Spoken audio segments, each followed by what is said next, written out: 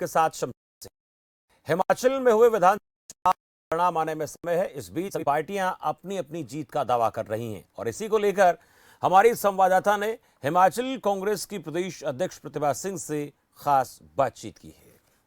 हिमाचल प्रदेश में हाल फिलहाल में चुनाव हुए हैं और जिस तरीके से चुनावों में कांग्रेस दावा कर रही है कि जीत दर्ज करेगी और सरकार पूर्ण बहुमत के साथ बनाएगी, तो इसी मामले में हमारे साथ खुद बात करने के लिए मौजूद हैं प्रतिभा सिंह।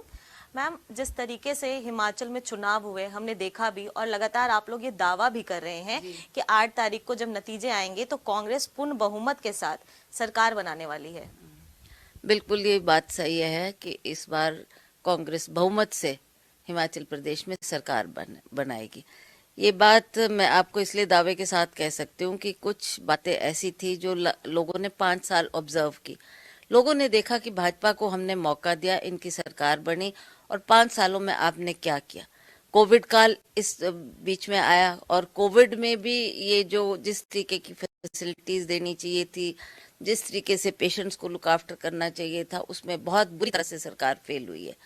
और उसके अलावा भी इन्होंने कहा था कि हमारी सरकार बनेगी तो बहुत सारे प्रॉमिसेस किए, हम बड़ा हवाई अड्डा बना देंगे, हम टूरिज्म को डेवलप करेंगे, हम हिमाचल प्रदेश के लिए क्या क्या करेंगे। तो इनको लगा कि इनकी डबल इंजन की सरकार है, यहाँ भी इनकी सरकार है और मोदी जी का आशीर्वाद तो है ही है। तो उस आशा से लोगों ने इनको चुना था। पर जब 5 साल बीत गए तो आज एक भी इनका जो प्रॉमिस था वो फुलफिल नहीं कर पाए। चाहे वो एयरपोर्ट बनाना तो बहुत दूर, उसका ये फाउंडेशन स्टोन भी नहीं रख सके।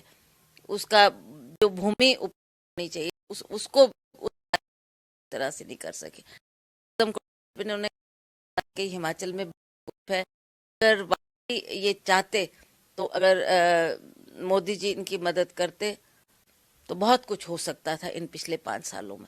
तो ना इन्होंने इन बातों पे गौर किया और ना ही ये कोई काम ऐसा नहीं कहने लायक है। अभी भी आपने देखा इलेक्शन में जब हम फील्ड में गए, इनके नेता इधर उधर की बात करते थे, डबल इंजन की बात करते थे, पर इनके मुख से कोई ऐसी बात नहीं निकली कि यह काम हमने किया है।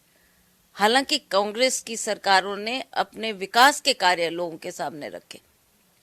मुझे बहुत फक्र है कि हम उस पार्टी से बिलोंग करते हैं। कांग्रेस पार्टी वो पार्टी है जिसने देश की, प्रदेश की सेवा की है और हर बार हम जब चुनाव के मैदान में उतरते हैं तो एक मुद्दा तो अपने सामने होना चाहिए ना कि क्या, किस विषय पे आप बात करेंगे। तो हमने विकास का मुद्दा हर बार लिया, जबकि बीजेपी की सरकार हर इलेक्शन में नए मुद्दे की तलाश करती है। कभी क्षेत्रवाद की बात की, कभी जातिवाद की बात की, धर्म की बात की, हर बात कोई ना कोई नया मुद्दा लेकर आते थे। कांग्रेस ने कहा कि हमारे पास तो एक ही मुद्दा है विकास का। हमारा नारा भी यही था, काम किया है काम करेंगे, झूठे वायदे नहीं करेंगे। ये कांग्रेस हर इलेक्शन में कहती थी। आज भी हमने उसी मुद्दे को लेकर हम लोगों के सामने गए। हमने कहा जब जब भी कांग्रेस की सरकारें रही, वीरभद्र सिंह जी इतने लंबे टेन्योर मुख्यमंत्री रहे, तो उन्होंने जो कहा वो किया।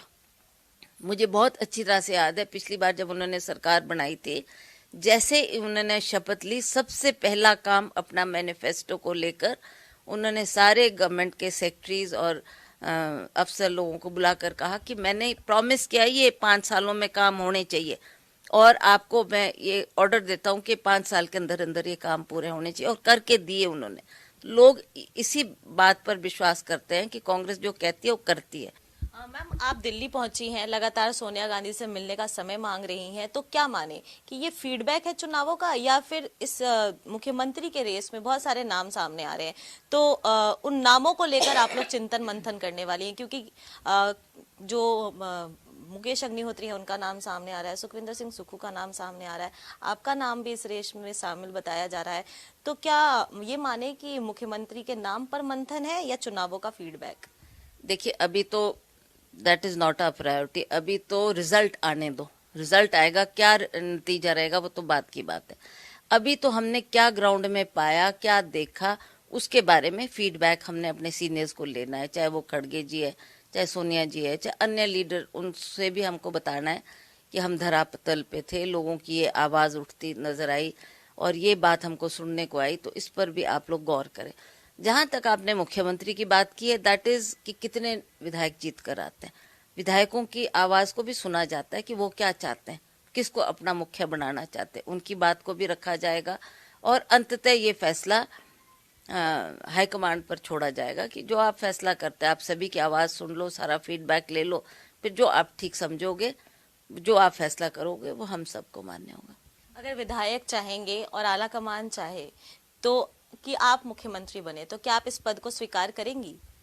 अगर जिम्मेवारी मुझे आला कमान देती है, जैसा उन्होंने अभी मुझे पार्टी का अध्यक्ष बनाकर भेजा, तो I tried my level best कि जो मेरे से बेस्ट बन पाया, चाहे वो भागदौड़ करने की बात थी, चाहे हर क्षेत्र में जाने की बात थी, जो उन्होंने जिम्मेवारी दी, क्योंकि मेरा दायित्व था कि मैं दोबारा कांग्रेस को सत्ता में लाने के लिए भरसक प्रयास की, जो मैंने किया।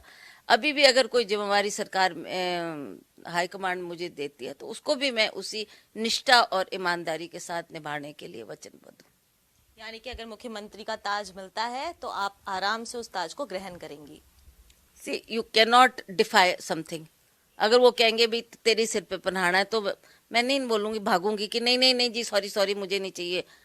I can't behave like that. What ever the high command decides, जिसको भी वो ठीक समझेंगे, जिसको भी वो जिम्मेवारी देंगे, वो सभी को मान्य है। हमने सबने इकट्ठे मिलकर बात कर ली है कि जो हाई कमांड जिसको कहेगी वो हम सबको मान्य होगा। बहुत बहुत धन्यवाद आपका। तो ये थी हमारे साथ बात करने के लिए हिमाचल कांग्रेस की वरिष्ठ नेता खुद प्रतिभा सिंह, जिन्होंने साफ तौर पर कहा कि अगर ताज उनके सर पर आला कमान रखना चाहेगा तो वो उसको स्वीकार करेंगे। और जिस तरीके से वीरभद्र जी ने हिमाचल की जनता के लिए काम किया है और जनता के दिल में जगह बनाया है, उसी तरीके से निस्वार्थपूर्ण वो भी हिमाचल की जनता के लिए कामकाज करेंगी। पर ये डिसाइड जीतने वाले विधायक करेंगे और आला कमान। नई दिल्ली से कैमरा पर्सन रोहन के साथ प्रियंका राय, खबर फास्ट।